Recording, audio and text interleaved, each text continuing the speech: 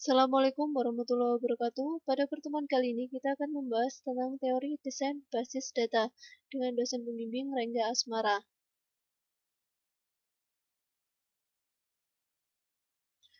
Tujuan pembelajaran yaitu memahami aturan sistem informasi dalam organisasi, memahami proses desain basis data.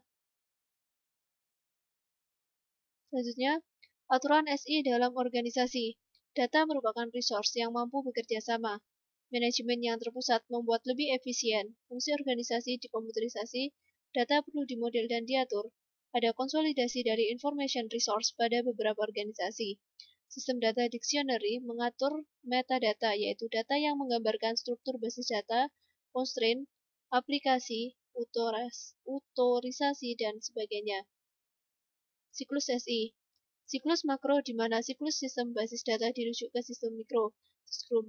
Siklus makro meliputi beberapa tahap, yaitu feasibility analysis, requirement collection dan analysis design, implementasi, validation and acceptance testing, deployment operation and maintenance. Siklus sistem aplikasi basis data. Aktivitas yang berhubungan di antara lain adalah system definition, database design, database implementation, loading or data conversion, application conversion, testing dan validasi, operasi, monitoring, dan maintenance. Proses desain basis data dibedakan menjadi 6 tahap utama, namun sebelum itu kita akan mengkaji dahulu tentang tujuannya, yaitu untuk memenuhi kebutuhan isi informasi dari pemakai dan aplikasi tertentu, menyediakan struktur informasi alami dan mudah dipahami, mendukung kebutuhan pemrosesan dan performansi objektif seperti response time, processing time, dan storage space. 6 tahap utama merupakan proses desain basis data. Di antaranya adalah pertama adalah koleksi dan analisa kebutuhan. Yang kedua, desain basis data konseptual. Yang ketiga, pemilihan DBMS. Yang keempat, pemetaan model data atau disebut dengan desain basis data logika. Yang kelima adalah desain basis data fisik, dan yang terakhir adalah implementasi dan tuning sistem basis data. Untuk tahap pertama, area aplikasi mayor dan kelompok pemakai yang akan menggunakan basis data atau pekerjaan apa yang akan diakibatkan diidentifikasi. Dokumennya sudah ada yang berhubungan dengan aplikasi, dipelajari dan dianalisa. Lingkungan operasi saat ini dan rencana penggunaan informasi dipelajari, termasuk di dalamnya adalah analisa tipe transaksi dan frekuensi penggunaan dan aliran informasi dalam sistem. Penulisan respon untuk menentukan pertanyaan kadang-kadang dikelompokkan dari pemakai basis data potensial atau kelompok pemakai. Untuk tahap kedua, desain skema konseptual terdiri dari model data tingkat tinggi DBMS independen, menggunakan model data konseptual level tinggi dan berbagai strategi untuk desain skema. Selanjutnya adalah desain transaksi, mendesain karakteristik transaksi basis data yang diketahui aplikasi dengan cara DBMS independen. Yang terpenting adalah menentukan karakteristik fungsi transaksi tersebut. Untuk tahap ketiga, pemilihan DBMS berdasarkan beberapa faktor. Di antaranya ada faktor teknis, ekonomi, kebijakan organisasi. DBMS mempunyai beberapa keuntungan dibandingkan sistem file, seperti mudah penggunaan, konsolidasi informasi perusahaan yang lebih luas, ketersediaan data yang lebih luas, dan akses yang lebih cepat ke informasi. DBMS sekarang dirancang sebagai solusi total untuk pemrosesan informasi dan manajemen sumber daya informasi yang diperlukan dalam organisasi. Pada tahap keempat adalah proses pemetaan dalam dua bentuk, yaitu sistem independent mapping, tailoring, dan skema to a specific DBMS. Hasil berupa pernyataan DDK dalam bahasa DBMS terpilih yang merupakan skema level konseptual dan eksternal dalam sistem basis data.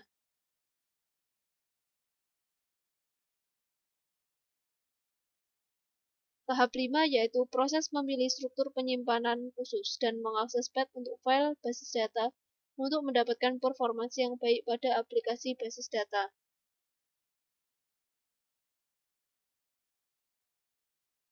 Kriteria berikut biasanya digunakan untuk menuntun pemilihan rancangan basis data fisik, diantaranya waktu respon, utilitas, ruang penyimpanan, transaction throughput. Hasil dari rancangan basis data fisik dalam tahap ini merupakan ketentuan awal dari struktur penyimpanan dan akses path untuk file basis data.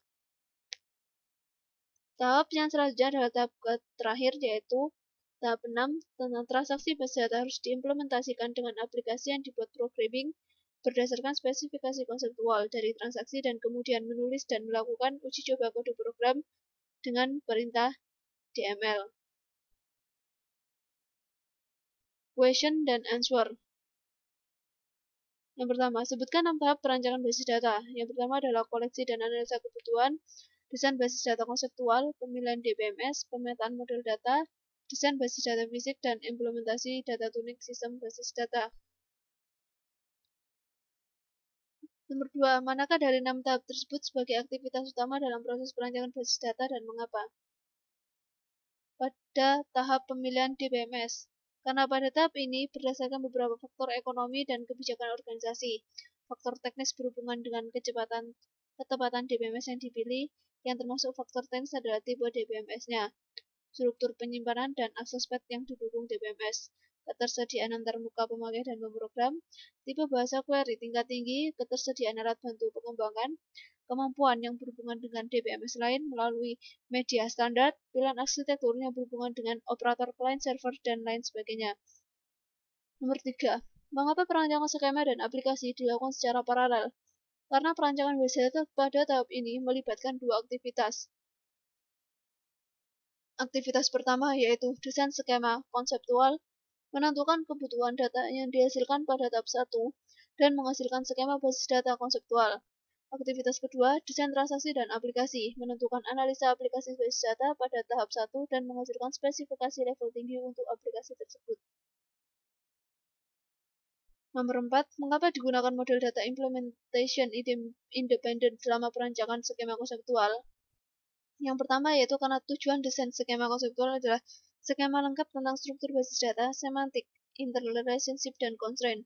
Hal ini tergantung dari DBMS yang digunakan. Sedangkan yang kedua, skema konseptual tidak tersedia sebagai deskripsi stabil dari isi basis data. Pemilihan DBMS dan keputusan desain dapat berubah tanpa mengubah skema konseptual DBMS independen. Nomor 5, mengapa diperlukan koleksi dan analisa kebutuhan?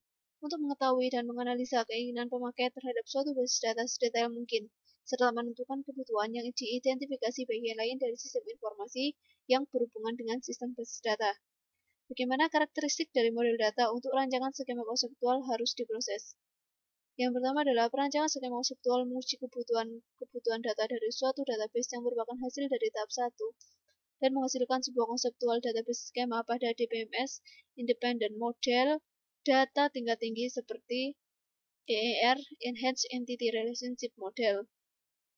Perancangan transaksi menguji aplikasi-aplikasi database di mana kebutuhan-kebutuhannya telah diinisialisasi pada tahap 1 dan menghasilkan perincian transaksi-transaksi.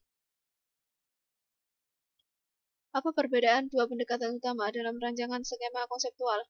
Yang pertama adalah terpusat, kebutuhan-kebutuhan dari aplikasi atau kelompok pemakai yang berbeda digabungkan menjadi satu set kebutuhan pemakai kemudian dirancang menjadi satu skema konseptual. Sedangkan yang kedua adalah integrasi view-view yang ada. Nomor 9, strategi apa yang digunakan untuk merancang skema konseptual dari kebutuhan? Ada beberapa strategi, diantaranya yaitu top-down, bottom-up, inside-out, dan mix. Yang terakhir, sebutkan faktor untuk memperlancar pemilihan paket database untuk sistem informasi dalam organisasi. Faktor yang memperlancar adalah struktur data, personal yang terbiasa dengan sistem yang terdahulu, ketersediaan dari service vendor. Selanjutnya, apa yang dimaksud dengan pemetaan data model sistem independen dan apa perbedaan dengan sistem dependen? Pemetaan dapat diproses dalam dua tingkat, yaitu pemetaan sistem independen dan pemetaan sistem dependen yang spesifik. Pemetaan ke dalam model data DBMS dengan tidak mempertimbangkan karakteristik atau hal-hal yang khusus yang berlaku pada implementasi database dari model data tersebut. Sedangkan yang lainnya adalah penyesuaian skema database secara spesifik atau dependen, mengatur skema yang dihasilkan pada langkah 1 untuk disesuaikan pada implementasi yang khusus di masa yang akan datang dari suatu model yang digunakan dalam DBMS yang dipilih. Terima kasih atas perhatiannya. Wassalamualaikum warahmatullahi wabarakatuh.